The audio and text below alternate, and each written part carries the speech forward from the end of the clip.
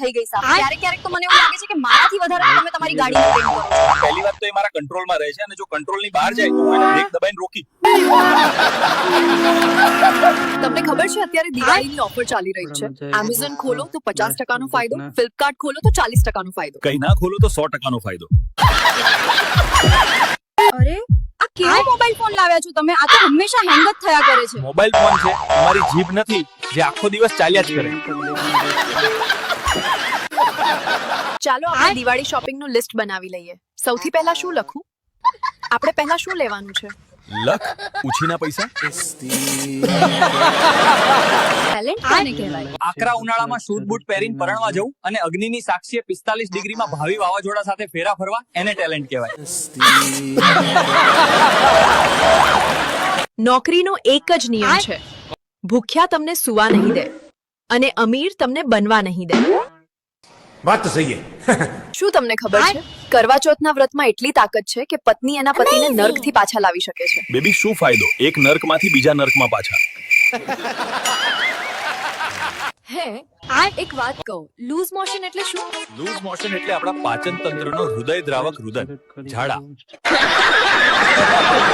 ભાઈ હું તારી જિંદગીમાં આવ્યો તને કેટલો ફાયદો થયો? ફાયદાની તો વાત જ પૂછ. મળ્યો પછી તો હું ખૂબ જ આગળ વધ્યો છું. શું વાત કરે છે? પહેલા હું 10,000 ના હપ્તા ભરતો, હવે 40,000 ના ભરું. મારું દિલ એક મોબાઈલ છે અને તું એની સિમ છે.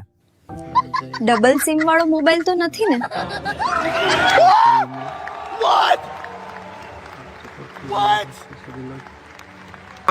એ પપ્પા તમે કીધું તું ને આઈફોન 17 આવશે ત્યારે લઈ દેશો. હવે આઈફોન 17 આવી ગયો તો લઈ દ્યો. કોણ છો તું?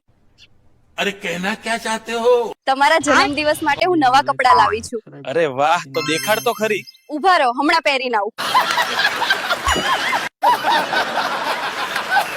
આ તમારા કૂતરાએ મારા સાસુને બટકું ભરી લીધું. 3 દિવસ થઈ કઈ બોલતા નથી. સોરી બેન, જે કઈ ખર્ચો થયો હોય ને હું આપી દઈશ તમને. આ ખર્ચવાળા થાવમાં આ કૂતરો ક્યાંથી લીધો એ કહો. તમે કેટલું મોટું રિસ્ક લઈ શકો છો? સર મેં આવતા જન્મમાં પણ આ જ પત્ની માંગી છે. ઓહ, તમે ઇન્ટરવ્યુમાં પાસ, નોકરી પાકી.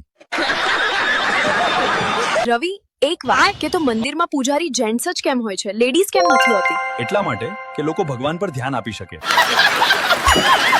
હે માતાજી, મારી વહુને દિવાળીની સાફ સફાઈ કરવાની એટલી જ શક્તિ આપજે જેટલી 9 દિવસ કૂદી કૂદીને ગરબા કરવા આપે છે.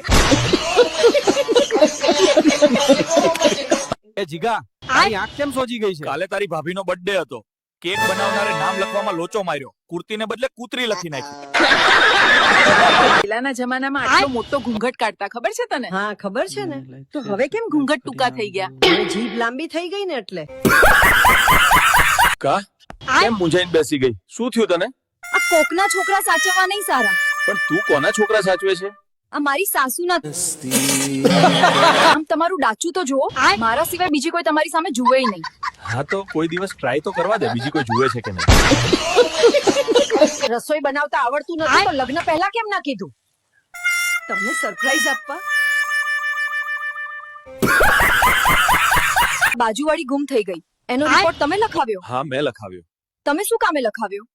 એના ઘરવાળાનું સુખ મારાથી સહન નથી થતું.